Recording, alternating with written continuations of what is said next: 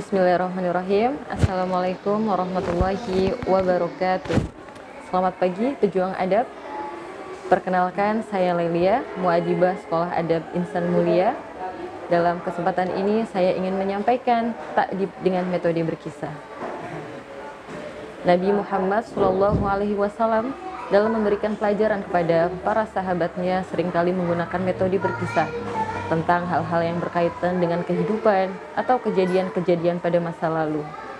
Dengan metode berkisah dianggap lebih menyenangkan dan lebih merasuk ke dalam jiwa para pendengarnya dan membuat mereka lebih memperhatikan kepada mereka. Sesungguhnya Allah Subhanahu wa taala telah memberikan pelajaran ini kepada Rasulullah. Metode berkisah adalah salah satu cara seorang guru menyampaikan dengan lisan atau dengan alat-alat atau tanpa alat. Memberikan pendidikan kepada anak dengan metode berkisah akan memberikan suasana yang lebih menarik, menjadi pengalaman pribadi yang unik bagi setiap murid.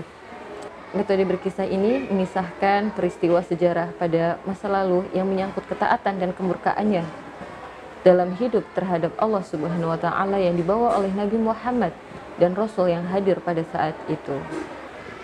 Ada beberapa manfaat dari metode kisah yang perlu kita ketahui. Pertama adalah mengembangkan kemampuan anak dalam berbahasa, kemudian mengembangkan imajinasi dan kreativitas anak, mengembangkan emosi dan sosialisasi anak, dan melekatkan hubungan antara orang tua dan anak.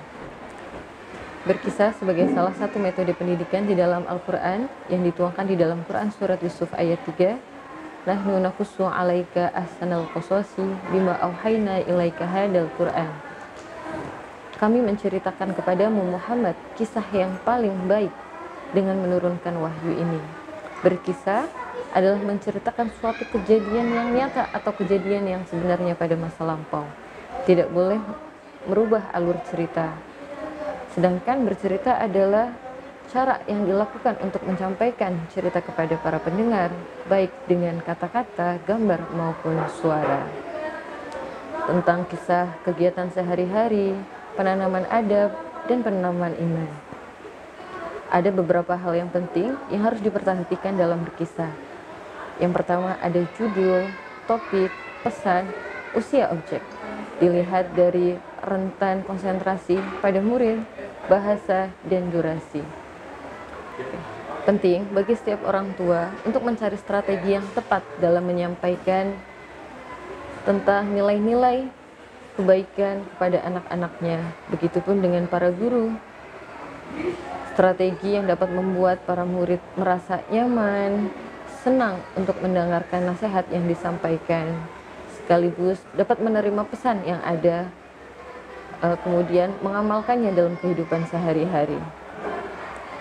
Dalam kesempatan ini, saya ingin mengajak kepada orang tua untuk memanfaatkan waktu sebaik mungkin dengan anak-anak kita, dengan memberikan kisah-kisah teladan atau kisah-kisah kesuksesan orang-orang yang hebat dalam berjuang di jalan Allah, supaya anak-anak kita lebih termotivasi dalam memperjuangkan kebaikan. Demikian sesi kali ini, sampai jumpa lagi di sesi selanjutnya. Pejuang adab, ayo bergerak, tetap bergerak, terus bergerak. Wassalamualaikum warahmatullahi wabarakatuh.